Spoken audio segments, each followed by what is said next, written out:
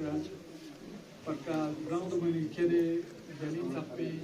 Ziyazar Shakhsiyatum Yantangama Assalamu alaikum Jule. सब उतना लगाया था स्वराज नाचम चिकना डिचिक नेशनल कांग्रेस से लाइन से गठजोड़ हुकूमत जो देना देखिए था सब उतना लगी अपील को जाए नतंगमा इत्तेफाक से दुनिया इत्तेफाक इत्तेहाद दुख से मोहम्मद लाज बचा देख नाची खुदा की फजल से 26 कौंसलर या ना 24 कौंसलर नाचम यंबर देना आज़ाद निकाल से दिव्या इंशाल्लाह दे स्ट्रॉन्ग कौंसल चोस में जो यंतिका मसाइल चोस न करतो दोन नतन पाए तमीर तक लक्ष्य कोशिश बचा दिव्या यूनियन इत्तेहाद दोनों आगा साहिब संबंध यूनियन डिस्प्यूट वाला शो न करतो दो नीचे न बचा चेक दो इस वक्त जनता क्लियर विद चाहे नल्ला ऑनरेबल काउंसलर या इसी साहिब या नटी ऑनरेबल काउंसलर पर का चीज संगार लाश शुरू बस योजना का तो वो हम रोकने वाले नहीं हैं इंशाल्लाह वो जो भी काम उन्होंने लिया है हाथ में हम उनको पाए तकमील तक पहुंचाने की कोशिश करेंगे बशर्ते डिस्प्यूट में न कर तो दे लाश को शुरू मचा न कर तो जनता क्लियर जरूरत या लाश को डिस्प्यूट से लोग हचिक से शुरू मचा न कर तो अगले इस प्लान में वो बिल्कुल नहीं होगा हम उसको खत्म करेंगे मगर जो काम चल रहा है और जो काम जो भी है ऑनरेबल काउंसलर ने पहले दिया हो हमारे लोग अभी वाले के ऑनरेबल काउंसलर वो अभी 2024 में दे रहे हैं और जो काम बहुत सालों से डिस्प्यूट में रहा हो या काम स्टार्ट नहीं हुआ हो मैं आपको क्लियर बताऊंगा अगले साल से वो काम नहीं होगा इसलिए जो भी डिस्प्यूट है आप लोग प्लीज अपने लेवल पे क्लियर कर दीजिए ये मेरा बिल्कुल वो खत्म करना है और नए काम हमने शुरू लेना है और नए काम जैसे आप लोगों ने सब ने हमारे ऑनरेबल काउंसलर दोनों में दिया आप लोगों ने भी ये काम के लिए बोला तो उन सब पे इंशाल्लाह हम रफ्ता आहिस्ता आहिस्ता काम करने की कोशिश करेंगे जो हमारे कैपेक्स बजट में आता हो उसमें हम लेने की कोशिश करेंगे या CRF में आता हो या बाकी जो स्टेट सेक्टर में आता हो उन सब में हम लेने की कोशिश करेंगे बाकी मैं छोटे मोटे कुछ बात बताऊंगा एक हमारे ऑनरेबल ये सरपंच साहब ने कहा कि हमको इन्फॉर्म नहीं किया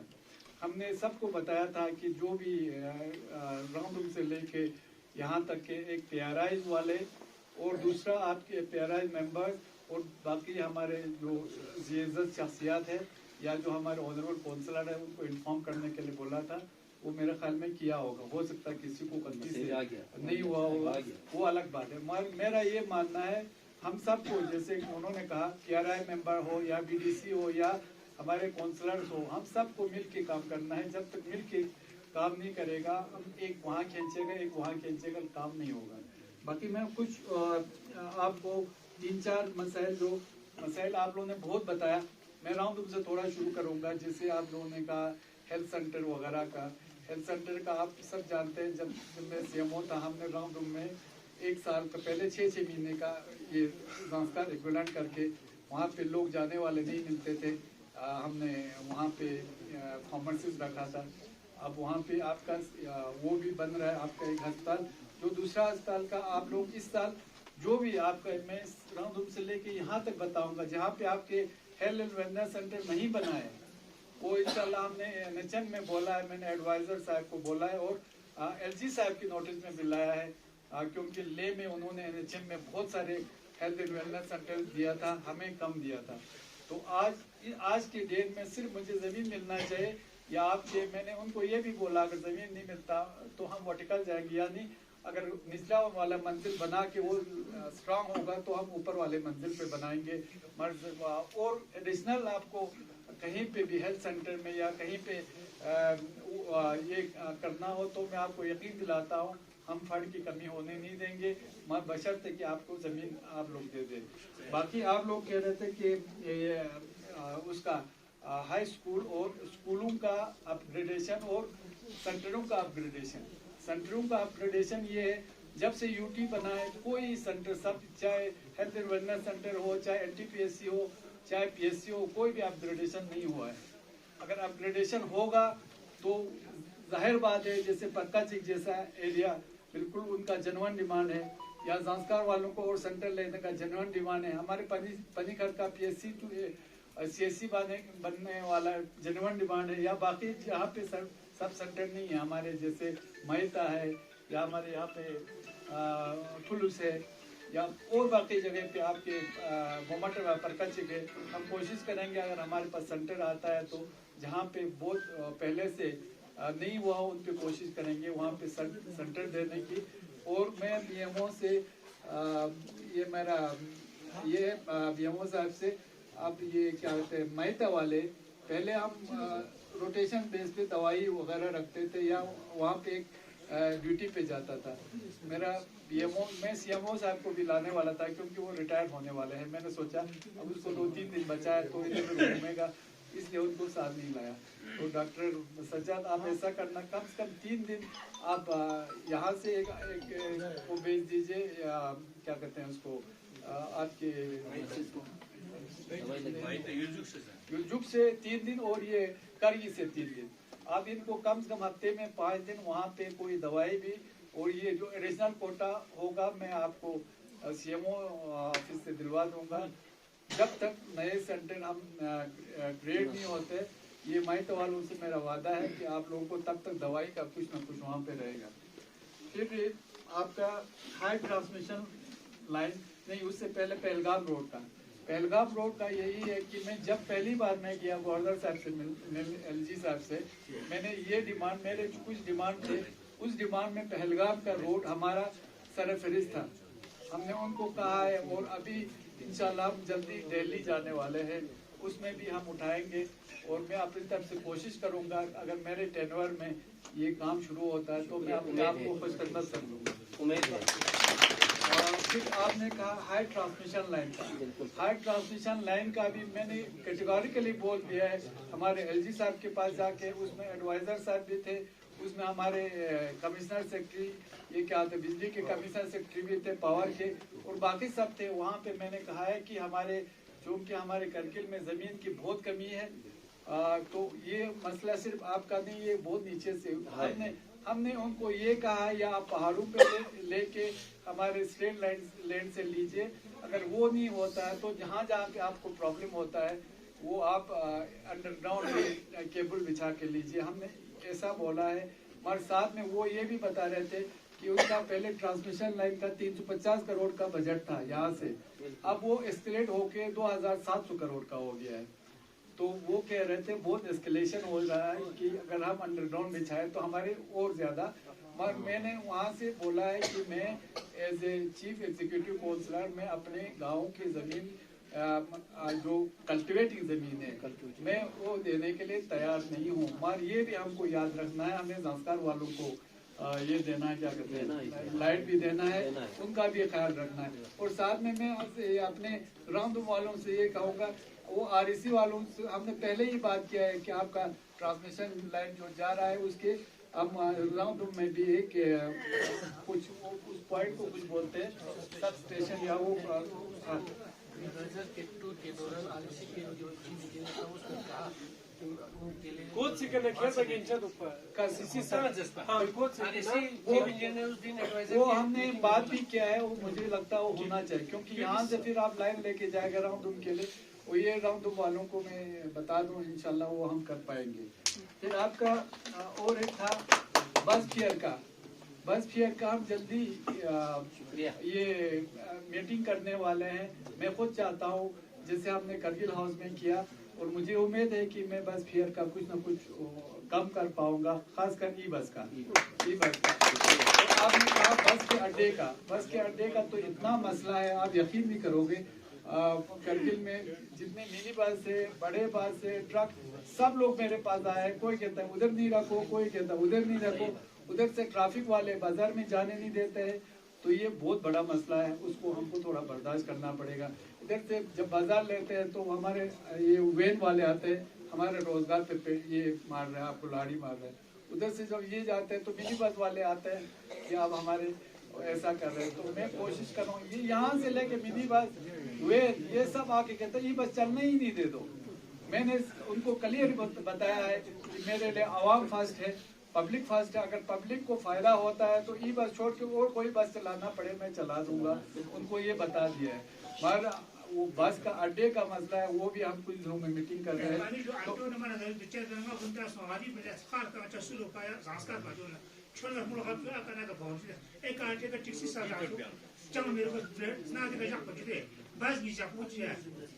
जो है मसला यहाँ या बस में सीधा मसला में दिया एक मसला में छुपो ये निकले इंशाल्लाह या सुलू चाहते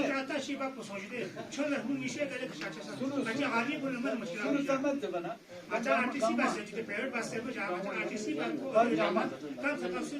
इंशाल्लाह तू एक अच्छा मीटिंग बचे दिया, मीटिंग में कोई ना कोई रास्ता निकलेगा। अच्छा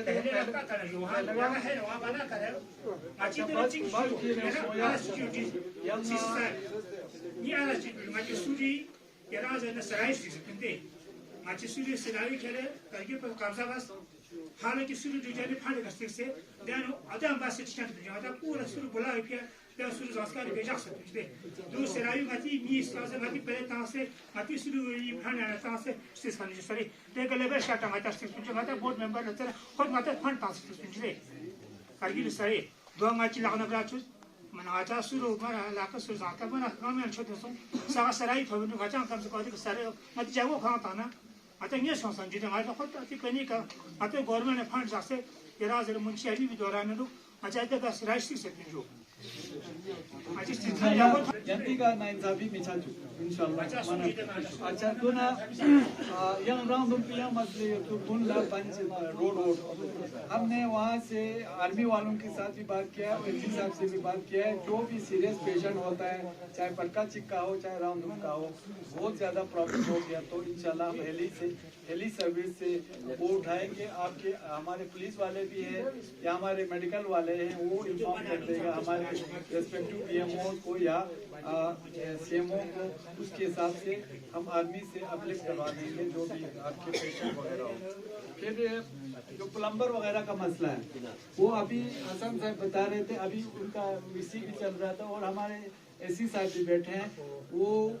सर्दियों में वो चलाने के लिए टेंडर करते हैं मगर टेंडर में कोई आता नहीं है, मतलब सामने नहीं आता है। अब ये आउटसोर्स उसके लिए हमने अभी एक प्रपोजल भेजा है यूटी द्वारा को, कम से कम हमने 150 कैजुअल लेबर के लिए सैंक्शन लिया है जो 3-4 महीने सर्दियों में उनको एक रेट फिक्स होगा, उसके हिसाब से हर गाँव में मेंटेनेंस के लिए काम करेगा। वो प्रपोजल एलजी साहब को दिया हुआ है कमिश्नर को, हमें उम्मीद है वो हो जाएगा। अच्छा यहाँ लैंड कंपनसेशन जो नेशनल हाईवे का है,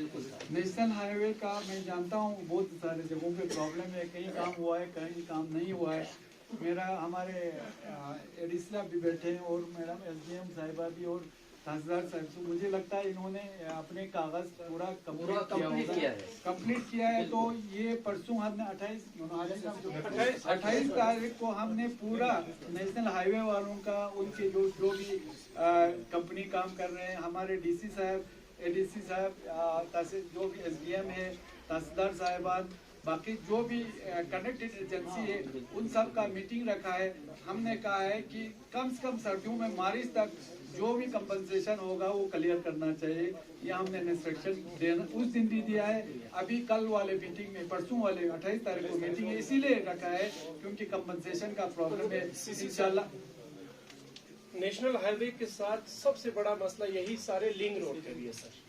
और लिंक रोड सारे का कंपनसेशन अभी तक लैंड ट्री सब और एक्सक्यूज मी सर, उसमें एक कंफ्यूजन जिससे कई कंपनसेशन नहीं मिला है। अगर अभी कंपनसेशन उन्हें दे, दोनों नेशनल हाईवे वाला भी और लिंक वाला भी अभी के रेट के हिसाब से मिलना चाहिए वहाँ। अभी का जो एक्चुअल अभी के जो रेट के हिसाब से उन्हें मिलना चाहिए, बहुत लिंक रोड के भी और नेशनल हाईवे के भी। तो ये वाली चीजें अभी तक रखने के यही नेशनल हाईवे को ना था लिंक रोड दोनों को 4 टाइम्स दे रहे हैं ना। हाँ और लिंक रोड तो नहीं माना मसाइल दोनों खिला अलग रखा है 29 तारीख को। उसमें हमारे एक्शन साहिबान एसी साहिबान चीफ इंजीनियर हमारे अभी मुतल्लिब साहब है डीसी साहब है, उसमें भी सब है, उसका अलग मीटिंग रखा है। इंशाल्लाह वे आउट उसमें निकालेंगे। मगर उसमें प्रॉब्लम ये है हमको कंपनसेशन के लिए सिर्फ 30 करोड़ रखा है हमारे कैपेक्स बजट से, यूटी वालों ने दिया नहीं है, वो कैपेक्स बजट से टोटल डिस्ट्रिक्ट के लिए 30 करोड़ रखा है। और हमारे रेवेन्यू वाले बोल रहे हैं जब तक कंपनसेशन का 80% वहाँ पे इनके पास नहीं आते तब तक डिस्बर्स नहीं, ऐसा कुछ रूल निकाला है। मगर हम उसमें वे आउट निकालेंगे। अभी हमारे डीसी साहब या एसडीएम साहब बोलेंगे, उसमें अगर कोई ये प्रॉब्लम है तो ये मोटे मोटे आपको मैं बताऊंगा। ये और डिस्पेंसरी का, हाँ ये रॉयल्टी का एक दोनों बात कर रहे थे कि हमें बासमती गोल्ड या वैसे प्रोग्राम आते हैं उसमें,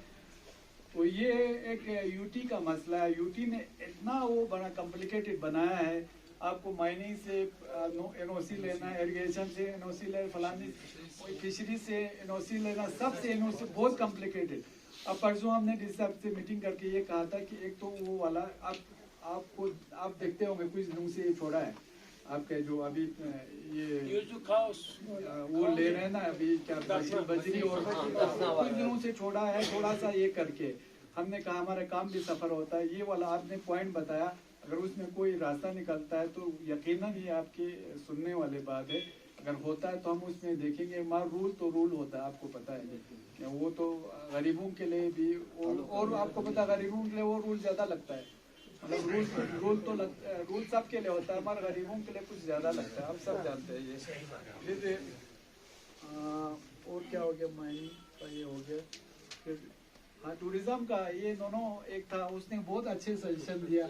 अगर तो हाँ मेहरबानी आप उसमें देख लीजिए जहाँ पे एक्सप्लोर कर सकते हैं ना। हम टूरिज्म सेक्टर पे वैसे भी जोर दे रहा है क्योंकि उसमें हमारे बच्चों के रोजगार से जुड़ा हुआ है। और इस साल हम आगा साहब भी अभी टाइम मिला तो बता देंगे, जो भी हमारे एसीडी साहब भी बता देंगे कुछ प्रोग्राम के बारे में। उसमें मैं मोटा चीज़ें बताऊंगा, होम स्टे का जो ये आ रहा है ना, और वो ज़्यादा उस पर हम कर रहे हैं। और कुछ जो आप लोगों को भी अगर तोहा साहब बताएंगे, फिर पानी का या कुछ मसला बड़े बड़े मसले हो, जैसे अभी आपका युलजुक का मसला था कुछ पानी का, वो शायद हो गया बोल रहे थे, वो वाला मसला हसन साहब वही वाला। ठीक है, आप सब जानते हैं मसाइल बहुत है हमारे पास। जैसे कहते हैं यूटी आने के बाद फंड की कमी नहीं है, ये भी गलत है, ये भी गलत है। देखो हमको कैपेक्स बजट में 300 करोड़ के आसपास, उसमें हमको सब संभालना होता है, वहाँ से यहाँ मतलब जांस्कार तक। तो उसमें वो बाकी जितने फंड रखे ना उन्होंने यूटी ने अपने पास, उसमें उन्होंने इसको इतना वो बनाया है ना रूल रेगुलेशन को। फिर ये पहले एमपी जैसे एमपी लाइट फंड है, उसमें कोई रिस्ट्रिक्शन नहीं है कि आप किसी को दे, कहीं दे, कैसे दे। अभी हमारा ऑनरेबल काउंसलर का फंड है, नहीं ले सकते आप सब जगह, बहुत रिस्ट्रिक्शन है उसमें। आपको फिर कैपेक्स बजट में वो एमपी वाला फंड लेफ्ट नहीं होता, ये हमारा ऑनरेबल काउंसिल का लेफ्ट होता है। और आपको उसी के हिसाब से पहले ऐसे जहाँ भी चाहे किसी को गर्म जुर्बे की ज़रूरत हो, किसी को ऐसे दे सकते। आप 1 लाख से ऊपर तो आपको टेंडर करना है। इसमें ऐसे मसाइल इतने वो पेचीदा बनाया ना, बाद में वो पैसे वापस लेते हैं, जैसे देते हैं तकरीबन वापस लेते हैं जहाँ पे मसाइल। मगर मेरा ये आपसे कहना मेहरबानी, जो भी पैसे वापस लेने से पहले हमारे ब्लॉक अफसर, डिस्ट्रिक्ट अफसर, आप सबों से इस्तेमाल से जो भी काम है प्लीज़ जो काम दिया है वो तो कंप्लीट कर दीजिए, ताकि हमें हमारा 100% अचीवमेंट हो। उसमें आप लोगों को काम करना है, चाहे ब्लॉक लेवल के अफसर हो, चाहे हमारे डिस्ट्रिक्ट लेवल के। हाँ, और चीज़ में कम्युनिटी हेल्थ सेंटर का ये बताने जा रहा था, मैंने डायरेक्टर और कमिश्नर सेक्रेटरी से भी बात किया है। अगर आपको कम्युनिटी हेल्थ सेंटर नहीं आता है तो मैं कोशिश करूँगा यहाँ पे एक ट्रामा अस्पताल बनाने का इस एरिया में, नेशनल हाईवे पे आता है। अगर ट्रामा अस्पताल आता है तो वो कम्युनिटी हेल्थ सेंटर की तरह ही है, उससे भी अच्छा है, उसमें स्टाफ भी ज़्यादा अच्छा होते हैं। अगर वो होता है तो वो उससे भी बड़ा है और आपके लिए अच्छा सोफिस्टिकेटेड है। तो मैं उस पर भी काम कर रहा हूँ इंशाल्लाह। मुझे उम्मीद है इस साल में, अगले साल अगर सैंक्शन होता है तो। हाँ, और एक मैटर हमारे हाजी साहब का बात बहुत पसंद आया, और मेरा अपना भी है कि आप कहते हैं मैंने सेक्रेटरीट बनना चाहिए ये ब्लॉक हेडक्वार्टर पे। ये मेरा अपना भी एम है मेरा अगर अपना ये इंशाल्लाह चला तो मैं हर ब्लॉक में एक मिनी सेक्रेटरीट बनाने का इस साल के प्लान में रख रहा हूँ। और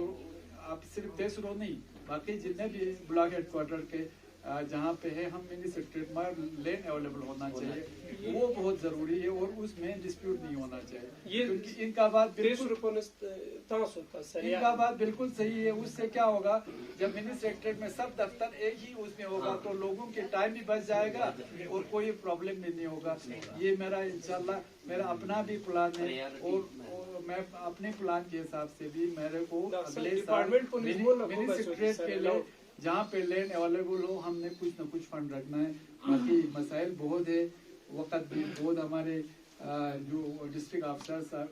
साहबान आए हैं उनका अपना भी टाइम है, सबका अभी सीजन का आखिरी वो वाला जेजेएम वाला जो अभी टेंडर आपने निकाला है, जो डैमेज ब्लॉक जो है उस पे क्या करना, वो थोड़ा क्लियर हो समातीस सर यहाँ strategic sir. आजची बरी मासले घेऊन आधीचा BMO साहेबांचो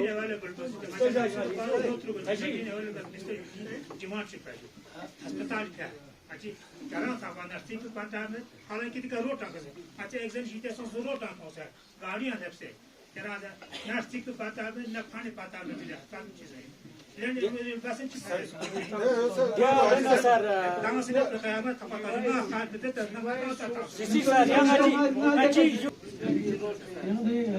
अमला साहब, आप बोल रहे थे ना मेंटेनेंस ऑफ वार्ड स्कीम्स के लिए, जो विंटर मैनेजमेंट के लिए हमारा डिस्ट्रिक्ट लेवल पर एक स्कीम है, उसके तहत हमने टेंडर 2-3 बार कॉल किया लेकिन रिस्पॉन्स नहीं